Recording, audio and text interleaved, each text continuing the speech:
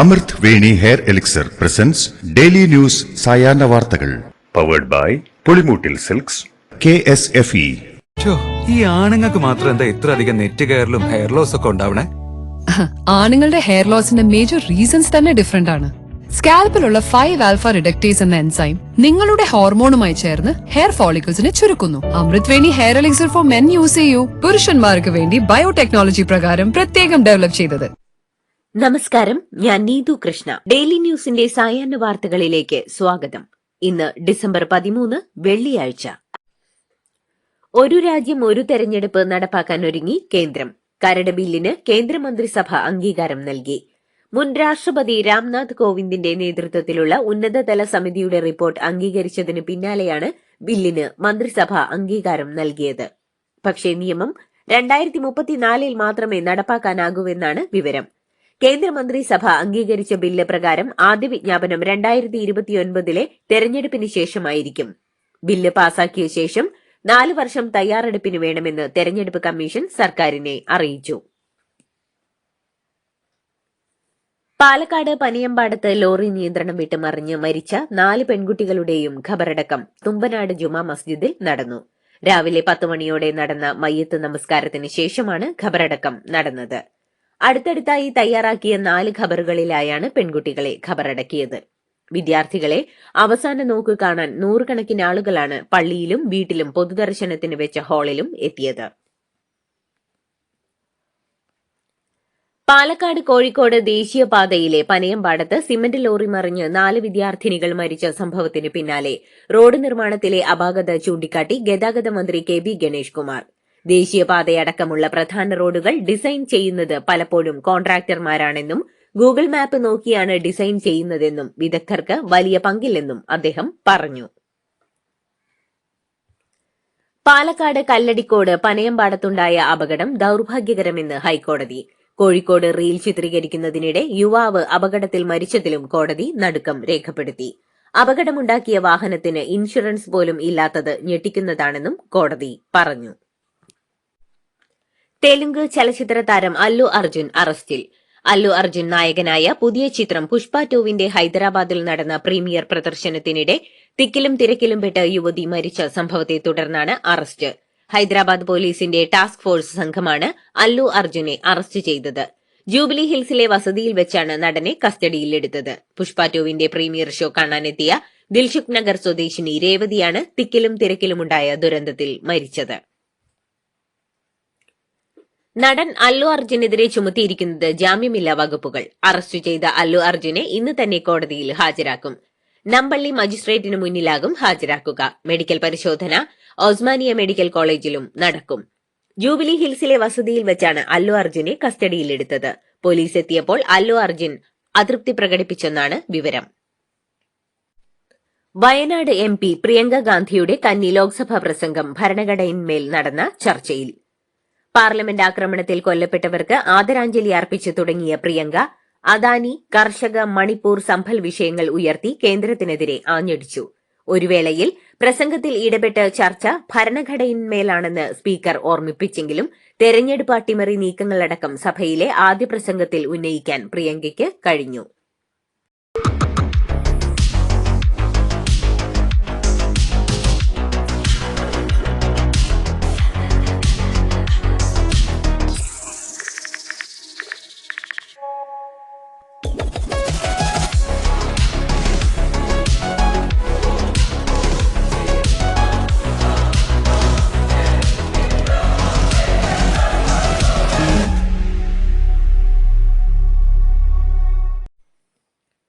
Thodupuzha Newman കോളേജിൽ അധ്യാപകനായിരുന്ന professor TJ ജോസഫിന്റെ കൈവെട്ടിയ കേസിൽ മുഖ്യ സൂത്രധാരനായ MK നാസറിന്റെ ശിക്ഷ മരവിപ്പിച്ച് ഹൈക്കോടതി ജാമ്യം നൽകി.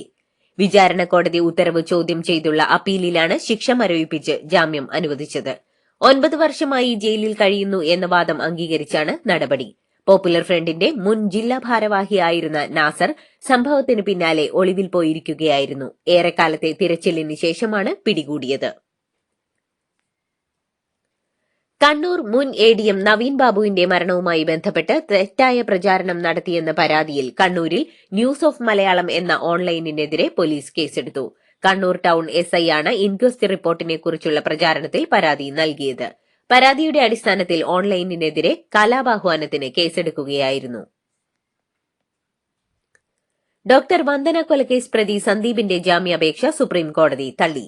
താൻ മാനസിക പ്രശ്നങ്ങളുള്ള ആളെന്നായിരുന്നു കോടതിയിൽ സന്ദീപിന്റെ വാദം. എന്നാൽ സന്ദീപിന് മാനസിക പ്രശ്നമില്ലെന്നായിരുന്നു സംസ്ഥാനത്തിന്റെ റിപ്പോർട്ട്. ഈ റിപ്പോർട്ടിനെ മറികടക്കാൻ എയിംസിലെ മാനസിക നില പരിശോധനാ പ്രതിഭാഗം ആവശ്യപ്പെട്ടിരുന്നു. എന്നാൽ ഈ ആവശ്യവും കോടതി തള്ളി. ഭാര്യയുടെ വിവാഹേതര ബന്ധത്തിന്റെ പേരിൽ ഭർത്താവിന് നഷ്ടപരിഹാരം നൽകാനുള്ള കുടുംബ കോടതി ഉത്തരവ് ഹൈക്കോടതി റദ്ദാക്കി. വിവാഹേതര ബന്ധങ്ങൾ വിവാഹമോചനത്തിനല്ലാതെ നഷ്ടപരിഹാരത്തിന് കാരണമാകുന്നില്ല എന്നാണ് ഡിവിഷൻ ബെഞ്ചിന്റെ നിരീക്ഷണം. വിദ്യാർത്ഥി സംഘർഷത്തെ തുടർന്ന് അടച്ച കോഴിക്കോട് ഗവൺമെന്റ് ലോ കോളേജിൽ രാത്രിയിൽ DJ പാർട്ടിക്ക് അനുമതി നൽകി പ്രിൻസിപ്പൽ. സംഘർഷ സാധ്യത കണക്കിലെടുത്ത് പരിപാടിക്ക് അനുമതി നൽകരുതെന്ന പോലീസ് നിർദ്ദേശം അവഗണിച്ചാണ് പ്രിൻസിപ്പലിന്റെ നടപടി. പ്രിൻസിപ്പലിന്റെ അനുമതി കിട്ടിയതിനെ തുടർന്ന് യൂണിയൻ ഇന്നലെ രാത്രി പാർട്ടി സംഘടിപ്പിച്ചു. ആലപ്പുഴയിൽ 6 മെഡിക്കൽ വിദ്യാർത്ഥികൾക്ക് ജീവൻ നഷ്ടമായ അപകടത്തിന് പിന്നാലെ വണ്ടാനം മെഡിക്കൽ കോളേജ് ഹോസ്റ്റലിൽ സമയനിയന്ത്രണം. 1-ാം വർഷ വിദ്യാർത്ഥികൾ രാത്രി 7:30 ഹോസ്റ്റലിൽ കയറണമെന്നും താൽക്കാലിക ക്രമീകരണം ഏർപ്പെടുത്താനും മെഡിക്കൽ കോളേജ് PTA യോഗത്തിൽ ധാരണയായി. കണ്ണൂർ സെൻട്രൽ ജയിലിൽ നിന്ന് മൊബൈൽ ഫോൺ കണ്ടെത്തി. ശുചിമുറിയുടെ സ്ലാബിനടിയിൽ ഒളിപ്പിച്ച ഫോണാണ് ജയിൽ അധികൃതർ പിടികൂടിയത്. 10-ാം ബ്ലോക്കിലെ ശുചിമുറി പൈപ്പിലെ തടസ്സം നീക്കുമ്പോഴാണ് ഫോൺ കണ്ടെത്തിയത്. സംഭവത്തിൽ കണ്ണൂർ ടൌൺ പോലീസ് കേസെടുത്തു. റഷ്യൻ കൂലിപ്പട്ടാളത്തിൽ അകപ്പെട്ട തൃശൂർ സ്വദേശികളുടെ തിരിച്ചറിയൽ രേഖകളും വിവരങ്ങളും നൽകാൻ റഷ്യൻ എംബസി നിർദ്ദേശം നൽകി. ജെയിൻ, ബിനിൽ എന്നിവരുടെ വിവരങ്ങൾ തേടി എംബസി അധികൃതർ ബസേലിയോസ് മാത്യൂസ് തൃതീയൻ കത്തോലിക്ക ബാവയെ ബന്ധപ്പെട്ടു. പാസ്പോർട്ട് വിശദാംശങ്ങളും രേഖകളും വീട്ടുകാർ അയച്ചു നൽകി. റഷ്യൻ സർക്കാരിന്റെ ഓർഡർ ഓഫ് ഫ്രണ്ട്ഷിപ്പ് ബഹുമതി ഏറ്റുവാങ്ങിയ ചടങ്ങിൽ കത്തോലിക്ക ബാവ റഷ്യൻ അംബാസഡറോട് സഹായം അഭ്യർത്ഥിച്ചിരുന്നു. മോൾക്ക് ബർത്ത്ഡേ ഗിഫ്റ്റ് വാങ്ങണ്ടേ? ഷോപ്പിൽ കൊണ്ടുപോയി ഇഷ്ടമുള്ള വാങ്ങി കൊടുക്കാം. അപ്പൊ ഏട്ടൻ വരുന്നുണ്ടോ? ഗിഫ്റ്റ് കാർഡ് വരും. അതെ, ഓരോ ചിട്ടിയിലും ഒരാൾക്ക് 5000 രൂപയുടെ ഗിഫ്റ്റ് കാർഡ് സമ്മാനം. മെഗാ സമ്മാനമാണെങ്കിലോ പുതുപുത്തൻ ബെൻസ് കാർ. 2-ാം സമ്മാനം ഇന്നോവ ക്രിസ്റ്റ, അതും 17 ഇത്തവണ സമ്മാനങ്ങളുടെ നക്ഷത്ര തിളക്കവുമായി KSFE ഗാലക്സി ചിട്ടികൾ. ദില്ലി RML ആശുപത്രിയിൽ നിന്ന് പിരിച്ചുവിട്ട മലയാളികൾ അടക്കമുള്ള നഴ്സുമാർക്ക് നിയമനം നൽകണമെന്ന് സുപ്രീം കോടതി ഉത്തരവിട്ടു. ദില്ലി ഹൈക്കോടതി വിധിക്കെതിരായ അപ്പീൽ തള്ളിക്കൊണ്ടാണ് സുപ്രീം കോടതിയുടെ വിധി. 42 പേരെ തിരികെ നിയമിക്കണമെന്ന ഹൈക്കോടതി ഉത്തരവിനെതിരെയാണ് കേന്ദ്രം സുപ്രീം കോടതിയിൽ അപ്പീൽ നൽകിയത്. തുർക്കിയിലെ ഇസ്താംബൂളിൽ നിന്ന് ദില്ലിയിലേക്കും മുംബൈയിലേക്കുമുള്ള വിമാനങ്ങൾ വൈകുന്നതിനാൽ ഇസ്താംബൂൾ വിമാനത്താവളത്തിൽ 400ഓളം യാത്രക്കാർ കുടുങ്ങിക്കിടക്കുന്നതായി റിപ്പോർട്ട്. ഇൻഡിഗോ വിമാനത്തിലെ യാത്രക്കാരാണ് 24 മണിക്കൂറിലേറെയായി കുടുങ്ങിയത്. ഇവർക്ക് മതിയായ ഭക്ഷണമോ താമസ സൌകര്യമോ ഒരുക്കി നൽകിയില്ലെന്നും ആരോപണമുണ്ട്. റിസർവ് ബാങ്കിന് ബോംബ് ഭീഷണി. മുംബൈയിലെ റിസർവ് ബാങ്കിന്റെ ആസ്ഥാനം സ്ഫോടക വസ്തുക്കൾ ഉപയോഗിച്ച് തകർക്കുമെന്നാണ് RBIക്ക് ലഭിച്ച ഇമെയിൽ. RBI ഗവർണർ സഞ്ജയ് മൽഹോത്രയുടെ ഔദ്യോഗിക ഇമെയിൽ ഐഡിയിലേക്കാണ് റഷ്യൻ ഭാഷയിൽ എഴുതിയ സന്ദേശം ലഭിച്ചത്. മുംബൈ പോലീസ് കേസ് ഫയൽ ചെയ്ത് അന്വേഷണം ആരംഭിച്ചു.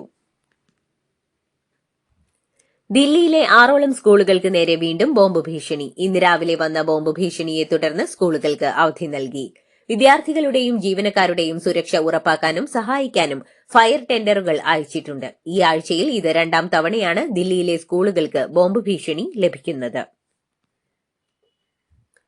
ദൈവം ജാതിയുടെ ഭാഷ അംഗീകരിക്കുന്നില്ലെന്ന് സുപ്രീം കോടതി. ക്ഷേത്രങ്ങളിലെ പാരമ്പര്യേതര ട്രസ്റ്റി നിയമനങ്ങളിൽ ജാതി പരിഗണിക്കരുതെന്നും സുപ്രീം കോടതി നിർദ്ദേശിച്ചു. തിരുനാവായ ശ്രീ വൈരങ്കോട് ക്ഷേത്രത്തിലെ പാരമ്പര്യേതര ട്രസ്റ്റി നിയമനവുമായി ബന്ധപ്പെട്ട കേസിലാണ് സുപ്രീം കോടതിയുടെ സുപ്രധാന ഉത്തരവ്. തമിഴ്നാട് മുഖ്യമന്ത്രി MK സ്റ്റാലിനും ആന്ധ്രാപ്രദേശ് മുഖ്യമന്ത്രി N ചന്ദ്രബാബു നായിഡുവും ട്വിറ്ററിൽ പരസ്പരം തങ്ങളുടെ സംസ്ഥാനക്കാരനാണ് ഗുകേഷ് എന്ന് അഭിസംബോധന ചെയ്തു.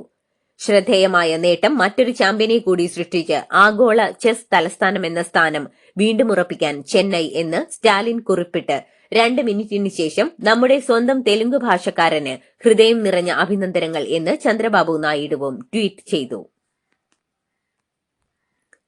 ലോക ചെസ് ചാമ്പ്യൻഷിപ്പ് ഫൈനലിൽ നടന്നത് ഒത്തുകളിയാണെന്നും അവസാന ഗെയിമിൽ ചൈനയുടെ ഡിങ് ലിറൻ ഇന്ത്യൻ താരം ഡി ഗുകേഷിനു മുന്നിൽ മനഃപൂർവ്വം തോറ്റുകൊടുക്കുകയായിരുന്നുവെന്നും റഷ്യൻ ചെസ് ഫെഡറേഷൻ തലവൻ ആന്ദ്രേ ഫിലാത്തോവ് ആരോപിച്ചു. സിംഗപ്പൂരിലെ സെന്റോസയിൽ നടന്ന ലോക ചാമ്പ്യൻഷിപ്പിൽ 14ാം ഗെയിമിൽ ഡിങ് ലിറന്റെ വലിയ അബദ്ധമാണ് ഗുകേഷിനെ ലോക ചാമ്പ്യനാക്കിയത്. ചെസ്സിലെ ഏറ്റവും പ്രായം കുറഞ്ഞ ലോക ചാമ്പ്യൻ എന്ന നേട്ടവും ഇതോടെ ഗുകേഷ് സ്വന്തമാക്കിയിരുന്നു. അന്താരാഷ്ട്ര ചെസ് ഫെഡറേഷന്റെ ലോക ചെസ് ചാമ്പ്യൻഷിപ്പ് ഗ്രാൻഡ് ഫിനാലെ ആഘോഷമാക്കി ടെക് ഭീമനായ ഗൂഗിളും. സെർച്ച് എഞ്ചിന്റെ ഹോം പേജിൽ പ്രത്യേക ഡൂഡിൽ പ്രദർശിപ്പിച്ചാണ് ഇന്ത്യൻ താരം ഡി ഗുകേഷ് വിജയിയായ ചെസ് ചാമ്പ്യൻഷിപ്പ് ഫിനാലെ ഗൂഗിൾ ആഘോഷമാക്കിയത്. ഇതോടുകൂടി ഡെയിലി ന്യൂസിന്റെ ഇന്നത്തെ സായാഹ്ന വാർത്തകൾ സമാപിക്കുന്നു. ഡെയിലി ന്യൂസിനു വേണ്ടി വാർത്തകൾ വായിച്ചത് നീതു കൃഷ്ണ. ഡെയിലി ന്യൂസ് ലൈവ്.in വാർത്തകൾ വിരൽ തുമ്പിൽ.